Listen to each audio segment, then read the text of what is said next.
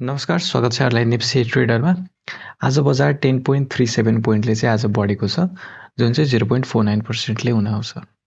आज ओपनिङमा जतिसम्म आज बजार इनिसियली बढेको थियो त्यो हिसाबले चाहिँ बढ्छ जस्तो लागेको थियो, तर क्लोजिङ पनि त्यत्तिकै एरियामा चाहिँ भएको छ र दिनभरिको टाइम फ्रेम है, यो टाइम बिचको टाइम हेर्छौँ भने चाहिँ आज दिनभरि चाहिँ करेक्सन नै भएको देखिन्छ।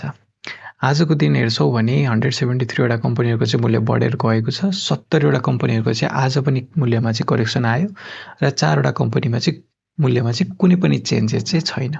त्यस्तै टप गेनरको कुरा गर्छौँ भने एमएसएचएल, एमकेजेएल, एसपिसी है लगायत यी तीनटा कम्पनीहरू चाहिँ आज सर्किट लगाएको छ भने ह्याथी, एमएचएनएलहरूले चाहिँ आज यिनीहरू चाहिँ आज टप सबै चाहिँ टप गेनरको सूचीमा चाहिँ आएको छ।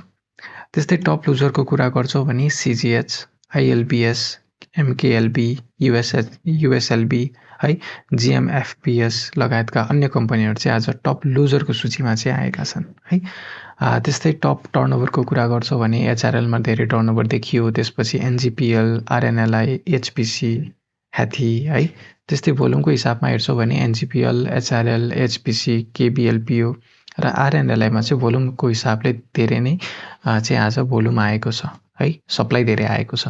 ट्रान्जेक्सन वाइज कुरा गर्छौँ भने एचआरएलमा अहिले पनि सप्लाई आइरहेको छ। ट्रान्जेक्सन आज 18,000 ट्रान्जेक्सन भएको छ है, झन्डै 19,000 भनौँ।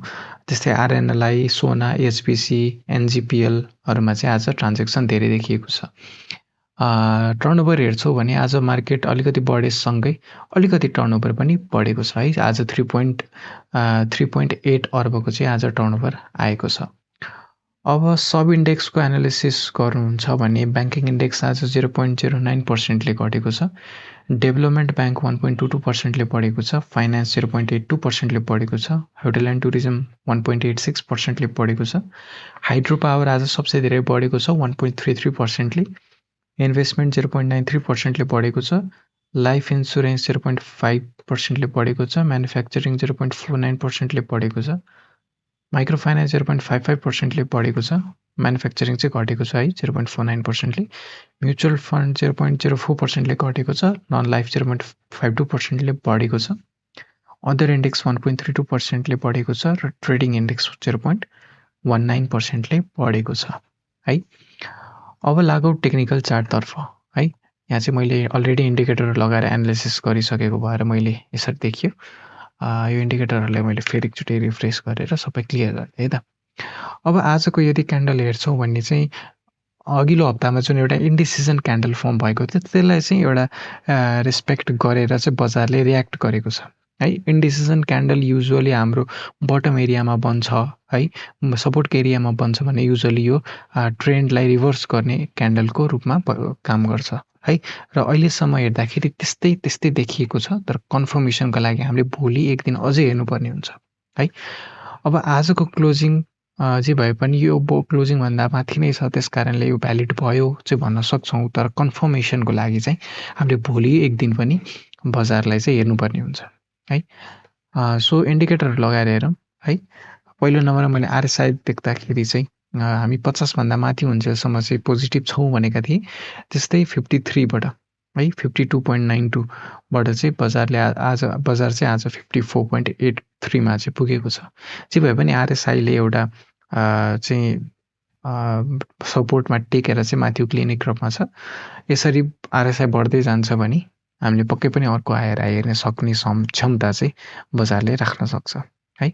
अर्को इन्डिकेटर एमएसडी लगाएर हेर्छौँ भने अनुसार खासै पोजिटिभ देखिएको छैन होला, हेर्न सक्नुहुन्छ। हिस्टोग्राम स्टिल नेगेटिभ एरियामा बढिरहेको छ। यसले चाहिँ अझै केही टाइमसम्म करेक्सन हुन सक्ने भनेर जनाउँछ।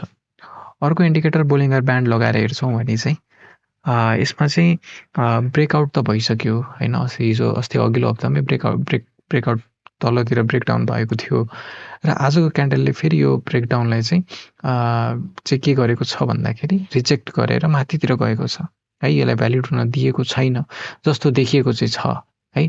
अब यो रिटेस्ट गर्न आएको पनि हुनसक्छ। त्यस कारणले एउटै क्यान्डलले हामीले जज गरेर किनिहाल्नु हुँदैन।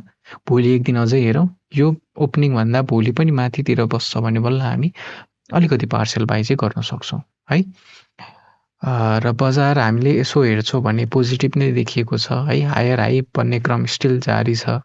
र अर्को कुरो भनेको चाहिँ के हो भन्दाखेरि यो लोसम्म आएको छैन बजार है, अहिलेसम्म आइसकेको छैन। त्यसकारण हामी एकदमै चाहिँ पोजिटिभ हुन सक्छौँ, सकारात्मक हुन सक्छौँ है। बजार चाहिँ मलाई जहाँसम्म मेरो व्यक्तिगत है इन्डिकेटरहरू साइडमा आफ्नो जे कुरा हो मैले भनिहालेँ, पोखिहालेँ होइन। तर मेरो व्यक्तिगत विचार तपाईँहरूले धारणा सुन्न चाहनुहुन्छ भने चाहिँ मलाई चाहिँ बढ्छ जस्तै लाग्छ है। अब यही होला सपोर्ट जस्तो लाग्छ, किनभने धेरै घटिसक्यो क्या, अब कति घट्ने होइन। त्यस कारणले यो बढ्छ जस्तै लाग्छ। अलिकति पार्सल बाई गर्न सक्नुहुन्छ। भोलिको क्यान्डल एकचोटि हेरौँ र राम्रो प्राइसमा यदि पाउनुभयो तपाईँहरूले रोजेको स्टक भने किन्न पनि सक्नुहुन्छ है त। हस् त, आजलाई यति नै। भिडियो कस्तो लाग्यो मन परेमा लाइक गरिदिनु होला, केही सरसुझाव छ भने कमेन्टमा बताइदिनु होला र च्यानलमा नयाँ हुन्छ भने सब्सक्राइब गरिदिनु होला। हस् त, आजलाई यति नै। धन्यवाद।